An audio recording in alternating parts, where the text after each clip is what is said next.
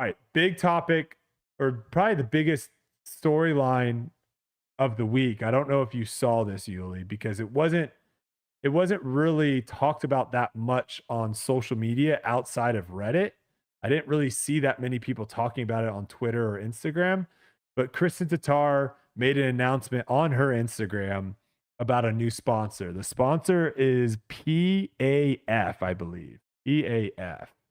And PAF is a gambling company that is online and also on cruise ships. There was a mixed reaction to this announcement. On one side of the fence, I think you had a lot of people that were excited or, hey, this is awesome that a big company like this that is not connected to disc golf in any way is taking notice of disc golf and sponsoring someone. And then you had the other side of the fence, which is the gambling aspect, right? And whenever you have gambling involved with sport leagues, I think that always causes some conflict. And I'm just going to read, I guess I'll read some of these comments that were on the Reddit thread, and maybe we can, discuss some. If any of these pop out to where you feel like you want to jump in and talk about it, let me know. But I'm just going to kind of run through some of these. So, Well, I want to give you my want to, opinion yeah, before go I, for it. I hear or get What like other people are adjusted. thinking? Yeah. Okay.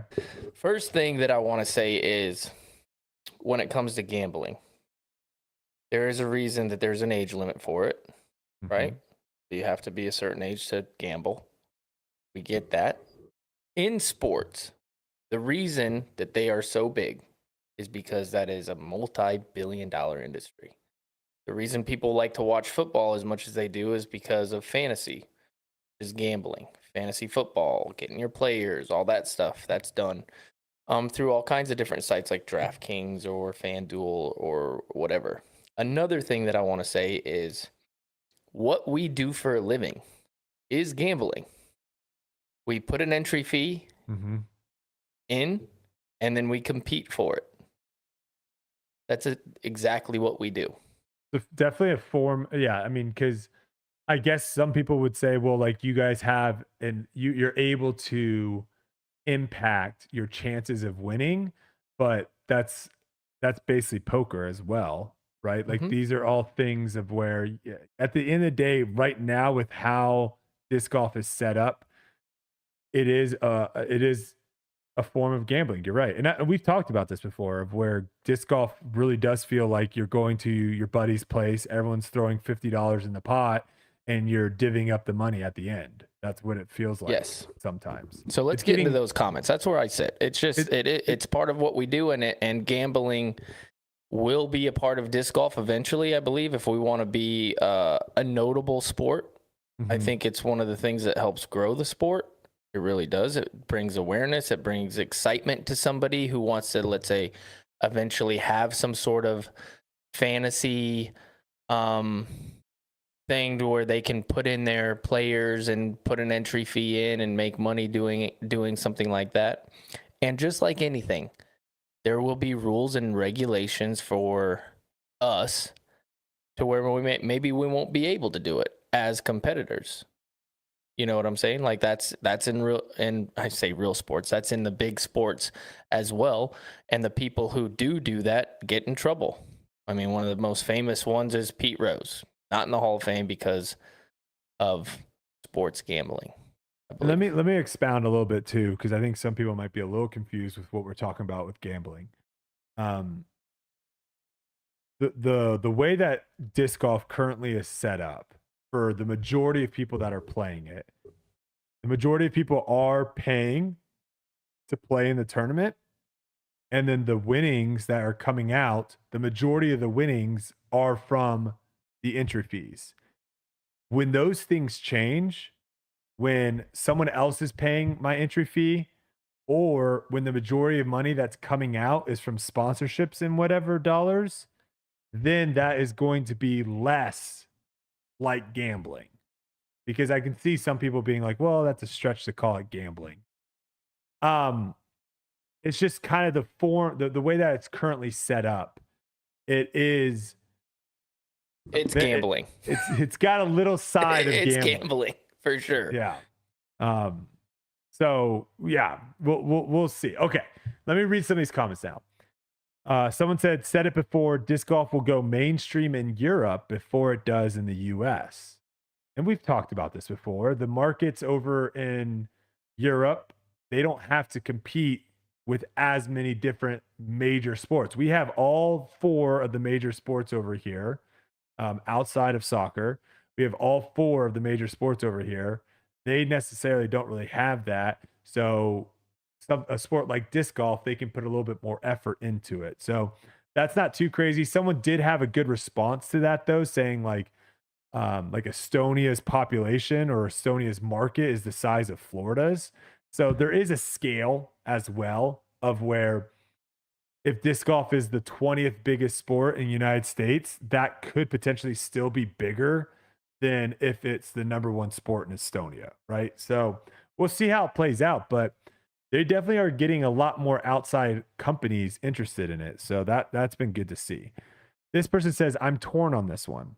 On the one side, glad to see Kristin Tattar raking in the sponsorship money. She deserves it with the level that she's competing at. On the other hand, gambling sites sponsoring athletes or organizations in other sports has consistently led to conflicts of interest and a somewhat hypocritical stance from the governing bodies, be it esports where match fixing runs rampant, or the NHL where players are suspended for half a season for gambling on non-NHL matches.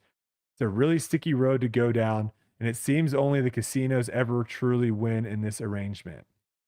So the first thing I'll say is there is, as far as I'm as far as my knowledge goes, there is no longer gambling in disc golf. Prize Picks was really the only one that was allowing it. They're no longer in disc golf. So the conflict of interest and all that stuff of where Kristen's sponsored by someone, I think that doesn't really exist for her because there is no gambling in it. Right? No, not to my knowledge. I know that there's been a few times like the World Championships has had you could pick the winner. Okay. And there were odds there. And then like you said, prize picks, but other than that I nothing to my recognition. Because it definitely gets a little bit more awkward or a little bit more dicey if this company, PAF, is also putting out lines for disc golf. And you Yes. can bet with them. And But Kristen is involved with yes. them. And if she's involved with them, but my point is then our governing body will have Correct. to make rules. Yep. And then if she breaks those rules or whoever is sponsored by that company, then you have to pay the penalty, just like anything. So, I mean, that's just the way that it works, you know. There's going to be rules, and if you break them, then that's on you. Another comment said, I don't think it's a good idea to associate disc golf with gambling. Someone else said, maybe the worst sponsor move so far in pro disc golf. Gambling and casino companies earn part of their money from people with gambling addiction. Another one said, not a fan of gambling, getting involved directly with sports leagues, which they're not. They're getting involved with an athlete, not the actual sports league. Someone said, yuck, I know there's money to be made, but I lose a bit of respect anytime an athlete sells out to a gambling company. This guy says, KT always seemed like such an inspirational athlete, thoughtful, humble, and professional. This is not a good move. Very surprised. A few years ago, I briefly worked with systems design to detect risky gambling behaviors in online casinos and got to learn a lot about gambling addiction. Suffice to say, I would not want to be associated with that. And then someone else said, not my favorite industry, but the fact that she's bringing in outside money is absolutely the way to go. This manufacturers are peanuts in the context of paying retirement for thousands of pros. This is the kind of money that will make it happen. So um, I kind of just looked at like the most popular comments, and it seemed like the most popular ones from Reddit, which is not too surprising, were more on the side of like anti, like not a fan of this move. But there was, if you scroll through them, there was people that were in support, and I'm sure if you go to Kristen's Instagram with this announcement, I'm sure her fans are super supportive and really excited for this sponsorship as well. So yeah, it's an interesting one for sure, but it's nothing too new in the sports world, right? Like athletes get sponsored by gambling companies all the time. 100%. Yeah. Yeah. So yeah, I think it's just new, right? It's like the first new thing in disc golf. I think that's where there's like some pushback, but you have to understand that as the sport grows and more eyeballs get put onto disc golf, which we're all wanting, that's what we want. We want more people playing disc golf, we want more people watching disc golf. We all want that. You're going to get gambling companies involved. You're going to get alcohol companies involved. That's the next one. That's Hmm. that's the next big one is these alcohol companies, right? And this is what is going to happen.